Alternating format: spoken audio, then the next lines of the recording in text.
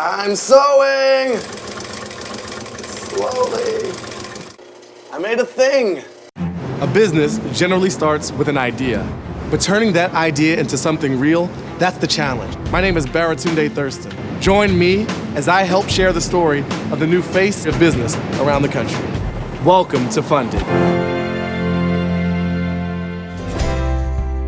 Turning would-be wasted military materials into desirable fashion, manufacturing products in the U.S., creating jobs for veterans, and making money. Welcome to the quadruple bottom line business of Sword and Plow. Sisters Emily and Betsy Nunez founded the company just this year. I met up with Betsy at their temporary headquarters at a guest house in Connecticut. What's the origin of Sword and Plow? Well, my sister and I grew up in a military family. Our dad was in the Army for 30 years. And while Emily was in college, she was inspired to serve and do ROTC. So while she was at airborne school the summer before her senior year of college, that's when she really started to hear more personal stories about the challenges that veterans face. And I was visiting her in Vermont, and she said, what do you think if I were to turn this tent that I don't have to turn into a bag? And then that turned into a 6-hour lunch conversation where we just kept on asking each other questions. What would it look like? Who would sew it? Do I get one? So that's when Sword and Plow was born. And it means, it comes from the phrase to turn swords into plowshares, which means to take military technologies and apply it to a peaceful civilian purpose. You've described the company as having a quadruple bottom line. That's a lot of bottom lines. Yes. Could you just walk me through them? Our business is focused around people, purpose, planet, and profit.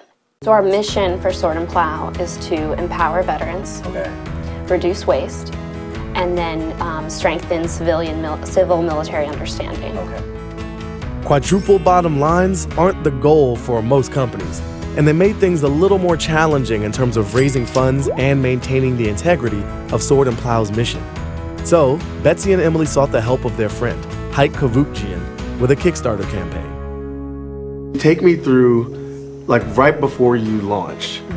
What were you feeling? What were you thinking? What were you expecting? I think going into it, we'd spent probably 6 months prior to the launch just working up, putting together media contacts, reaching out to friends and family. We did a soft launch through Facebook, sort of letting everyone know what we were doing. And by the time we launched, we actually had about 1,500 Facebook followers. We put together a list and knew that we could probably get about $20,000 through friends and family. So that was sort of a very conservative goal. We had all of the moving pieces, and everything was, I'd say, about 80% in place. You never feel like everything's 100% ready to go. And then it was just, the press of a button and hitting launch. On April 15th, 2013, the team launched its campaign looking to raise $20,000. It only took 2 hours to reach that goal.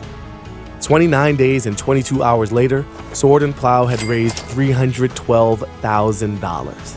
So what's next for Sword and Plow? What started out as just an idea and a Kickstarter campaign has now, gotten legs and is really building a lot of momentum really quickly. So, the next step is ramping up production, distributing bags, getting bags into stores.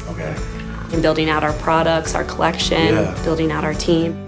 The Sword and Plow team has certainly overcome a lot of obstacles in its first year of existence, but we haven't even mentioned the biggest one. That's right, co-founder Emily Nunez has spent most of the company's brief history on active duty in Afghanistan. Hey, Emily. Hey, Em. Hello. Hey guys, how's it going?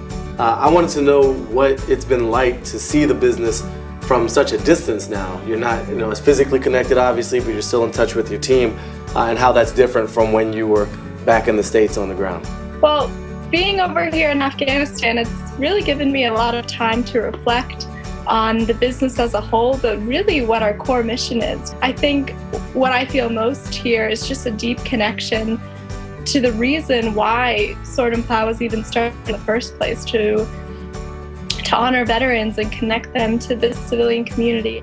Born to a family with extensive military history, the Sword and Plow team has expanded the concept of service far beyond the armed forces to include things like recycling and job creation.